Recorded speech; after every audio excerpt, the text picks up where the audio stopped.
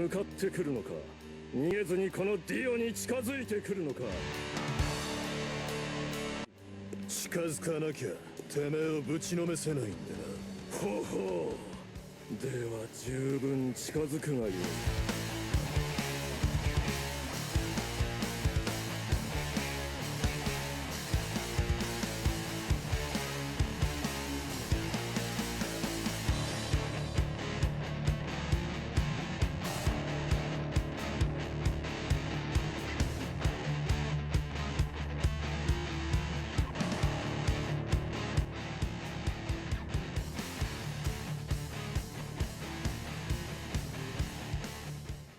What's going on, y'all? Just Haley here, and I am back again with another video.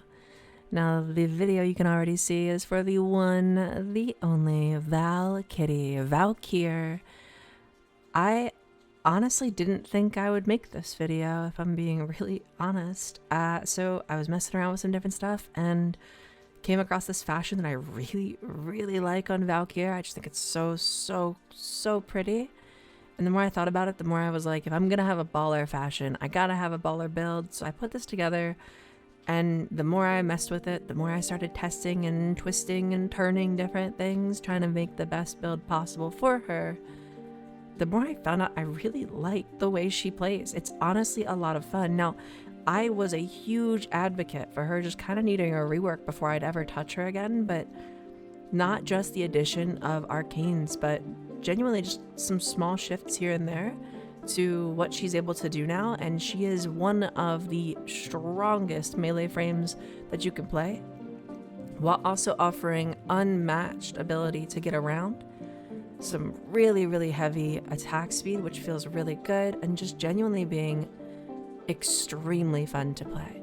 If you like melee frames, if you like frames that can go immortal, if you like frames that are very easy to play but can put out insane damage, this is going to be a really good build for you. And I'm not going to take too much time with an intro or anything. Honestly, there's a lot to go over and a lot that was tested, so I want to make sure that we get right into things. Aside from that, guys, just as you know, I have to say it, if you guys like the video, please remember to like, leave a comment, it helps me out a ton, and subscribe if you want to see more. Without further ado, let's get right into it. As always, I do like talking about Subsumes first, so let's talk about Subsumes. As you can see, I'm currently using a Phantomize, which comes from Jade. It's a really fun ability. It's going to strip armor and defenses for us, so that includes shield. It's going to feel really nice. The other thing that it does is whenever it is finished stripping those defenses, it will apply a heat status. We're going to be using that heat status along with heat status that our Diriga brings to be able to proc Arcane Hotshot. Arcane Hotshot gives us up to 300% crit chance. It's a new Arcane from the Techrot update. It's very strong, and it works really well for giving her more damage into her talons, hitting really crazy numbers, especially when combined with that armor strip from a Phantom Eyes. You could also do this with Temple's Subsume, and that is called Pyrotechnics. It's just going to be a big AoE around you, about 20 meters, that's fixed radius, and that's going to work really well for proccing those heat procs. It's a guaranteed heat status. If you're going for something like that, you could absolutely do that. Hounds are going to work really well for priming heat as well, but I personally prefer Diriga. It's going to sit right on top of my shoulder and prime in a nice AoE around me. I found that I often outran my hounds, so that's why I made that choice, but it very much is personal preference. And then the other personal preference being the Pyrotechnics. Flame Blast could work, but we're low range, so that doesn't make a ton of sense. Neutron Star is an augment for Null Star, so that didn't make a ton of sense. I would have had to sacrifice too much. The other options for you are going to be Roar. It's my favorite. It's a ton of damage. It's a faction mod that with our build, we're getting to almost 100% increased damage, which is fantastic. Or Nourish. If you're ever sus with energy, something like Circuit can feel really good to run Nourish sometimes too. A little less damage than Roar, but obviously that effect is pretty nice. And Viral is always good, plus we're then going to spread even more Viral with our pets. All in all, really pick what you want, but we are going to talk about the Phantomized build first. Okay, so getting right into the build, we are going to be using Archon Continuity. This is because our claws are going to be modded for Toxin, so we are going to be able to proc this occasionally. We just have the extra capacity, so there's no real reason not to. We are going to be running Continuity regardless, so if you just have Prime Continuity, go for that one instead. Really using it for the duration, but the extra effect isn't unnecessary here. It's okay. We do also run Narrow-Minded for more duration. This is both to help us get our cost for the 4 down as much as we can. We're a little over 8 per second here. It's not too bad when it's fully ramped up. Honestly, it's pretty okay. We then also run Eternal War. Even though we have so much duration, we do really like the benefit of being able to keep Warcry up at all times. That's always going to be nice. We run Prime Flow to give us all of the energy that we need. It's also going to benefit us for our purple shards. I know some people are going to be thinking, well, what about battery? Honestly, you really want Arcane Fury here, and you really want Arcane Hotshot for this specific build. So battery just doesn't really make a ton of sense. We then throw in Streamline for the efficiency. Again, we're reducing that cost as much as we can because we are going to be running Blind Rage and Transient Fortitude. That's going to give us all of our strength that we need on this build, taking us really, really high with that 254. And then obviously we are running Swift Momentum for the combo duration, but if you don't want to run that, you don't have to. As long as you're on Naramon, honestly, it's pretty lenient there. I do run Cutting Drift for a little bit of range just to get us to that 9.8 meters on a Phantom Eyes, which is just comfort, pure comfort. It does nothing else for us. It's just comfort so that you can hit those heat procs a little bit easier. You do not need to run that if you don't want to. Equilibrium solves our energy issue if we ever did have one, and it's very, very simple. Now, this is normally where I would say that there's a bunch of options or things you could change or adjust here, but honestly, because we're running this hotshot build, which is so specialized, the only real option is under our aura, and arguably, if you wanted to change out Cutting Drift for the Exilus mod, you certainly could. You could go with something for strength if you wanted to do Power Drift or something like that, but I personally didn't like that. I don't think it's as good, so that's really up to you for those kinds of things. I did test this a ton, and this is what I just kept coming back to. I tried to adjust it. I thought about swapping out purple shards for the equilibrium shards, but it wasn't as much energy, and that felt a little bit bad. So I personally just kept coming back here. It just feels so, so, so comfy, and that's why I really do enjoy it. Now, all of a sudden, I also think the arcanes are pretty fixed here. You want that extra melee damage because it's 180%, which is huge, so Fury is pretty needed. And then Arcane Hotshot is that's the entire reason for this build to exist. We're doing it with a Phantom Eyes because it's just easy, but if you wanted to do it with something like Flare's new ability for the Pyrotechnics, if you wanted to do it with something like Neutron Star, you'd need the augment for heat, and if you wanted to do it with something with Flame Blast, or if you wanted to just mod your claws for heat, you certainly could. But the problem with modding your claws for heat is that honestly the claw build is so specific. So for the Tennokai, we are going to be modifying for heavy range. That range investment is not going to be wasted. Her base is only 1.7 meters. That's really, really small for a melee. And she does have that 100% follow through, so you really want to benefit from that. I recommend Prime Reach and Spring-Loaded Blade if you don't have it. Spring-Loaded Blade is fantastic for this. You're going to be able to increase the range to 6.7 meters, which is fantastic. If you go with the Tennokai for increased range as well, you get 3 meters on top of that, which is great. We then make sure that we're running a bunch of crit damage in the form of Organ Shatter and Gladiator Might. Both of those are fantastic options. Gladiator Might's also going to give us crit chance, which we still really want to stack up. We also then run Galvanized Steel, again, more crit damage. We're going to go Blood Rush to give us more crit chance. Galvanized Steel also gives us some of that crit chance too. Not as much as the Sacrificial Steel, but that crit damage is not going to go for wanting here. We absolutely want to be able to stack that up as much as possible. And then finally, I do run Primed Fever Strike and Primed Pressure Point. Pressure Point is for base damage. Honestly, I'm one-shotting things for the most part, so I didn't like Condition Overload here. And then Prime Fever Strike, honestly, it's pretty self-explanatory. Prime Fever Strike really just allows you to give the most amount of toxin that you can get, which is really, really nice. It's very simple, very easy, and that's going to be the most damage that you can add to these. Since I'm not worried about statuses too much, it's pretty simple. They're also going to cleave through anything with shields because that toxin damage is so heavy. Now, I know a lot of people are probably sitting there going right now, well, why do you run melee Animosity? That's because the Tennokai, the foot stomp that she does is so absolutely bonkers broken. It is so strong, and I really, really like being able to throw that down from time to time. And by time to time, I literally mean anytime the Tennokai is up, you should be using it, showing them your cuddle paws because they are absolutely broken with how much damage they can do. That is how you'll be hitting damage cap with a build like this. Now, you won't hit damage cap every time, but it is a lot of damage that you're missing out on if you are not using your foot stomp, Das Boot, as we affectionately call it. I absolutely love it. It's very, very strong. But again, if you're not using your Tennokai, then you are going to be missing out on a lot of damage here. So it's definitely important that you run that. And melee Animosity is going to be stacking up your crit chance on that next heavy attack, which does include Tennokai, up to 420%, which is going to really help. Now, I know a lot of people, again, are going to be saying, well, Haley, what about melee influence? Now, to talk about melee influence, we have to talk about what her claws are good at. Honestly, they start off with a 50% crit chance. That is huge. That amount of crit is absolutely insane, and it feels like such a waste to not at least go Blood Rush for a dip into crit so that we're guaranteeing crits. With that, we're also talking about 10% status, which even with a ton of investment, you're only getting to about 80 to 90%. You could proton snap it with your wall latch and stuff, but that's another thing to do. And again, you're only getting 50% more out of that. That's not great. You're not hitting what I view as kind of the threshold for influence of about 100%. And even then, if you do have a teammate that gives you nourish or anything like that, you lose the value of something like Galvanized Elementalist, because now all of a sudden you're proccing nourish when you proc a status because the weighting gets screwed up so much. It's really okay solo, but it is still then just okay.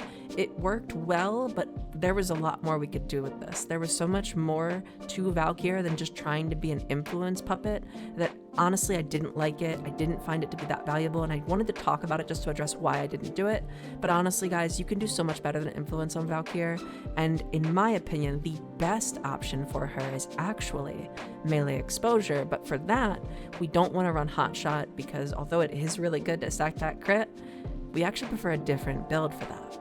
And that build, of course, is the Roar build. Now, I do want to preface, the 1999 tile set is one I normally avoid because the calendar buffs are usually so crazy and cracked, but I don't really have anything too crazy for this cycle, so I figured I could show you guys here. It's like some melee attack speed and I think some move speed were the only things that really affected this build. Shields as well, but we're immortal, we don't care. I'm not going to spend long on this one because honestly it's the same thing as the Ophanimized build, except in this one we are swapping in Power Drift because we don't care about range.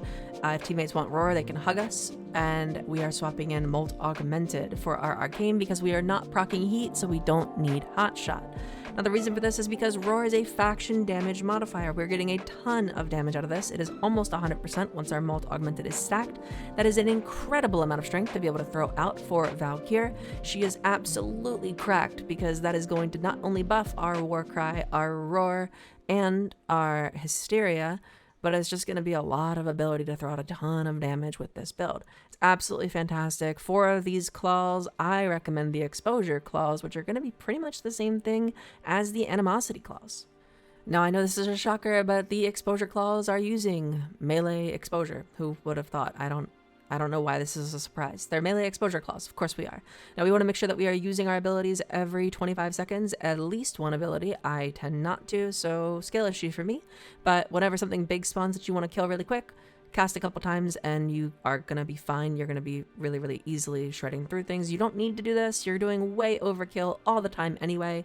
That doesn't matter, but do what you got to do. And again, you could swap off Spring-Lidded Blade if you want to. I personally choose to keep it, but if you wanted more damage, you could go with something like Condition Overload. It's going to be a fantastic option for you. You could also go for something like the Magnetic mod for some magnetic and attack speed, though you don't need the attack speed. It's an option. And there's a bunch of other options for you. You could run with a 60/60 mod to turn your Toxin into something else. I don't, again, recommend that, but it's up to you. That's a free mod slot, and it's a free slot for more damage if you wanted to slot in more damage. The other thing that we are doing here is our shards. These should not be a surprise, and they are very simple. It is 4 crit damage shards, so we want to make sure we hit that 500 energy, and it is 1 parkour velocity shard. Now that is completely optional. Do what you want to do with that last shard. Honestly, I was considering going into cast speed if I decide to keep that melee exposure, and that's what I really want to go for. Completely optional. You could also go for another purple shard for more damage, because who doesn't want more damage? More damage, more better, yeah? I do really like the idea of a 5th purple. Honestly, if I get a purple from ETA, Elite Temporal Archimedia this week, I might just throw it in. Honestly, if I have the extra, why not? It really depends. I think she might be the one that gets that purple shard if I ever do get one anyway.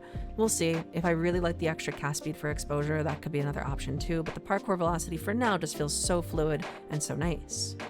And again, I hear you call, Haley, but you're running flow for that energy, but you don't need to. You could run battery. Yes, my child, you could, but think about what you're sacrificing to run battery. You're sacrificing an arcane slot. If I'm sacrificing 60% power strength, that is power strength I'm missing. This is essentially what the build looks like when you are running arcane battery. And again, you're probably looking at that energy and saying, but Haley, you're not at 500 yet. And again, don't worry your pretty little head. Just cast Warcry. You'll get enough armor to be able to go over that 500. That is absolutely fine. It does give you one free slot, but what are you going to put in that slot? Are you going to put Umbral Intensify? Maybe Precision Intensify and sacrifice whatever your Subsume is so it gets less strength, and sacrifice a little bit for your Warcry so you get a little bit less attack speed? Well, you could, but the Precision Intensify would buff up your Hysteria a little bit, but it's not going to buff it as much as Roar would, or even Nourish. So why do that when you could just do multi-augmented, run your flow, and you're good to go? However, the reason to do that is actually if you're running a Subsume, and as you can see, Subsume plus Augment, this is where if you are running, say, a Shock build and you want to run Shock Trooper, that's a great option for you. It's also the best way, in my opinion, to run melee influence. It's going to be Shock with Shock Trooper. It sacrifices a little bit of power strength, but it is going to weight your electricity very heavily. So even if you get kind of screwed over a little bit by a teammate using Nourish or something along those lines, or even a flare nowadays with the heat, stuff like that, you're not going to be completely screwed because you're still going to be able to proc at least your electricity, even though the other damage that you're bringing over, things like gas or blast or whatever, might suffer in the meantime. There are still some really cool things you can do with the melee influence build. It is absolutely good and it works, but you're not going to hit the silly numbers, and while you will get a little bit of AoE, it's going to be a bit inconsistent because of that status chance, as we already talked about. Speaking of things we've already talked about, let's talk about the Diriga. Now, I did mention that I used the Diriga to prime. We're using Arc Coil. It's going to prime in a larger area and pretty rapidly. It's a little bit better than the Pulse that you could do for a single target. We're going to be using Guardian. This is just a standard build for it. You do not need Guardian. It's a free slot here. If you wanted to change it, you absolutely can. Manifold Bond is going to be necessary, though, and so is Momentous. Momentous plus primed regen pretty much means if you kill one Eximus, you get your Diriga back. We're also going to be running Tenacious Bond. We're going to be running that with the Prime Laser Rifle. That's because it's so easy to get to that 50%, but if you wanted to run it with a Vergless and had a Riven for it, go for it. Synth Deconstruct is going to feel great. Duplex is going to feel great. Primed Animal Instinct is such a luxury, but great. And then Vacuum, because like if you're not using Vacuum, what are you doing in a looter shooter, not picking up loot? You're just playing a shooter. Go play Destiny. For the laser rifle, feel free to change some of these if you want to, but the main thing that we're going to be going for is a viral. I have viral on my Riven, so that's pretty nice. It also has status chance. I like that too. The main things that we want here, though, are going to be as many statuses as we can. Prime Shred for attack speed as well as punch through. And then the final thing is our Point Strike. Point Strike is fantastic. It's going to be a way to get us right up to that 50% crit, so we can get Tenacious Bond with our laser rifle. But if you don't want to run that, I totally get it. The status chance isn't crazy for our duplex bonds to spread stuff all over the place, but that's kind of okay too, because I don't really want radiation everywhere. I kind of just want a couple statuses here and there, and this is going to be plenty for being able to do that. Magnetic capacity, thermite rounds, all that other stuff. This is really just to give us radiation, magnetic, and viral, along with some heat, while also giving us the utility of Tenacious Bond and as many bullets as possible with the punch through, the attack speed, and the multi-shot. I also have the rifle aptitude for extra status chance, because why not? There's nothing else I really wanted to combine with that heat, so absolutely fine here. And phew, that was a very long one for us today, but hopefully you guys learned something, and hopefully you guys had a little bit of fun along the way. There's a ton of really, really cool builds for Valkyr that are absolutely fun, and there's so much stuff you can do with her. And honestly, she does create some really cool clips even with melee influence, which I do think is objectively just a generally worse build for her compared to just going really hard into what the claws are already good at and critting really hard, hitting those occasional damage caps when you get the Tennokai to just sing just right. It just feels so good.